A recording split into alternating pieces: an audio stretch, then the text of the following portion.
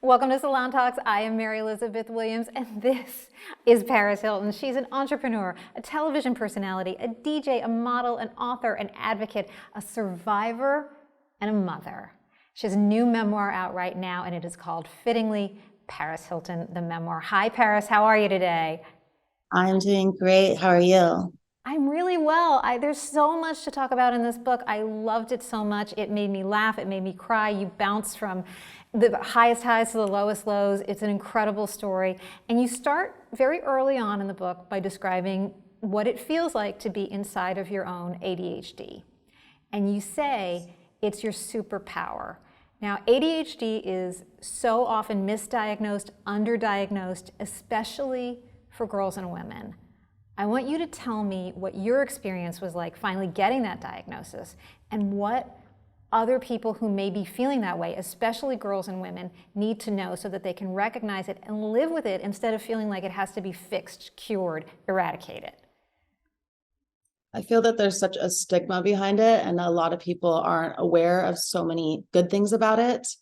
And I feel that in my career, I've always been ahead of my time and thinking outside the box and being an innovator and just doing things and just taking these risks. And I really attribute that to my ADHD because I see it as a superpower. And I feel that if you harness it in the right way, so much is possible. Especially when I was a teenager, no one was talking about this before. And I just think it's an important thing for people to talk about and realize that you can become successful and you can really focus and do big things in life. Yeah.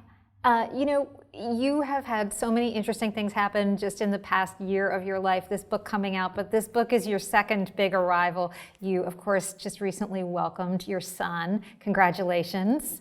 I'm so in love with him. And when you write in the book before you have become a mother and you write about wanting to start a family and everything you went through to have a family, I can only imagine how much it must mean to be facing this moment right now. It means the world to me. I just feel so blessed, and he is just everything to me, and my heart is just bursting with so much love.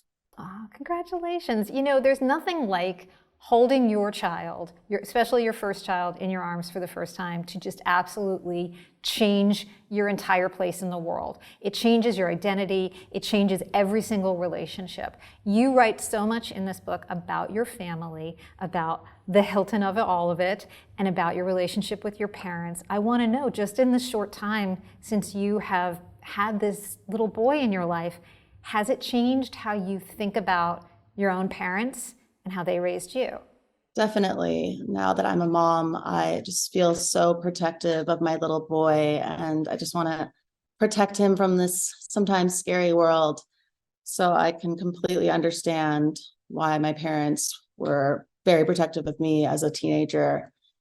And we have just become so close, especially ever since the past couple of years since I've told my story. And my parents and I have our relationship is really healed from being able to speak about everything.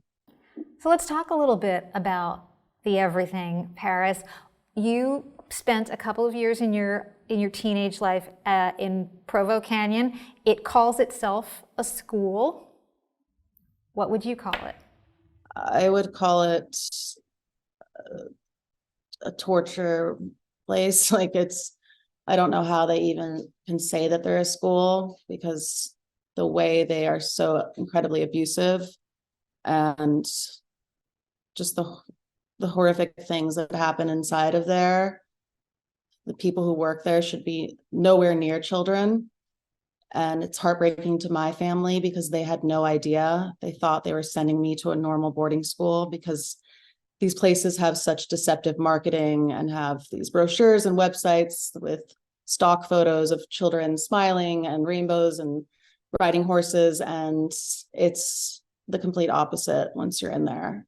And it's just been extremely painful to talk about, but it's so important because I know that there's children who are locked up in these places right now and they have no voice. And that's why I'm out here advocating for them and for their rights. Yeah, I want to ask you a little bit about that work because I know you have said it's one of the things in your life that you are the most proud of. You have already been a very strong agent for change particularly in the state of Utah. You say in the book, people need to understand that this is happening now, that this is happening to children. Tell me how we're getting away with this in this country right now, these abuses to our children. Well, this has been happening since the 1960s, and I believe they've gotten away with it for so long because the children haven't been believed, because the things that happen in these places are like something out of a horror film. And it just breaks my heart. Ever since I told my story in my documentary, survivors have came forward and told their stories, and they're finally being believed now. And just this past couple of years, with the help of myself and so many other survivors, we've made so much change and such a difference, and have already changed laws in 8 states, as well as all the way over in Ireland. And now I'm going to be going back to Washington, D.C. in April to introduce our bill. And we already have bipartisan support. So I'm just praying and hoping that everyone makes the right decision, because no more children should be abused in these places. Paris, let me ask you something. I want to go forward 15 years in the future. Your son, maybe he's sneaking out at night, maybe he's not talking to you, you're feeling like you don't understand, you're frustrated, you're at the end of your rope, much like your mom has said she felt with you. What are you going to do for him? What does he need? I'm just going to be there for him and support him and love him so much, and have him feel that he can come and talk to me about anything. And also understand that kids do rebel at that age, and it is normal. So if he does sneak out, I'll be like, okay, you got this from your mom. Because, being a teenager, I was a rebel, and that, I think, was because my parents were so strict with me. So I feel like I will be strict because I'm going to be so protective, but I'm also going to be really understanding because I know how it is to be a teenager. Yeah, and Paris, then you went through this experience. You had strict parents. You were in a place where all of your freedom was taken away from you, where all of your autonomy, where you were really physically and psychologically broken down. When you got out and you were able to have freedom, how did you regain your autonomy and your sense of responsibility and take control of your life again?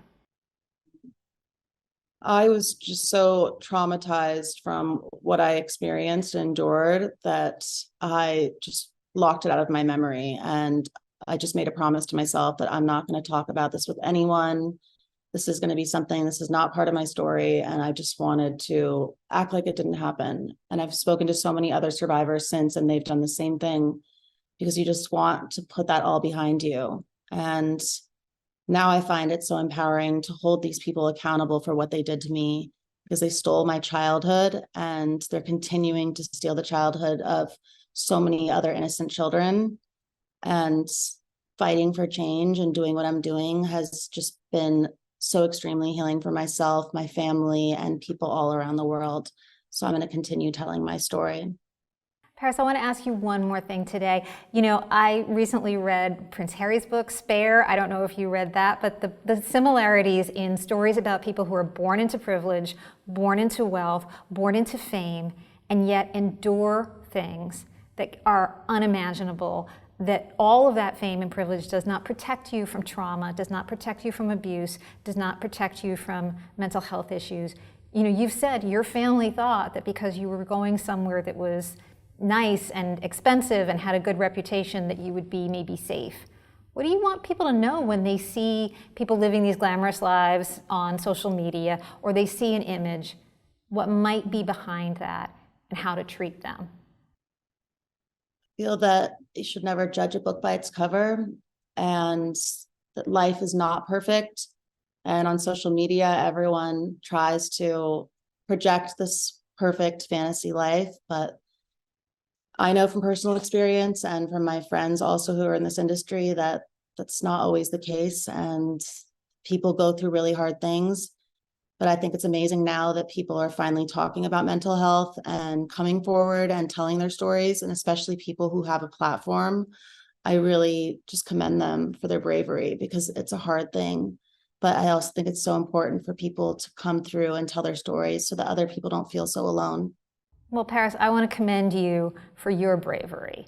Thank you so much for talking to us today. Congratulations on the book. Congratulations on your new family. It's a pleasure to talk to you. The book, of course, is called Paris, the Memoir. Paris Hilton, thank you so much for joining us today. Thank you. I really enjoyed this.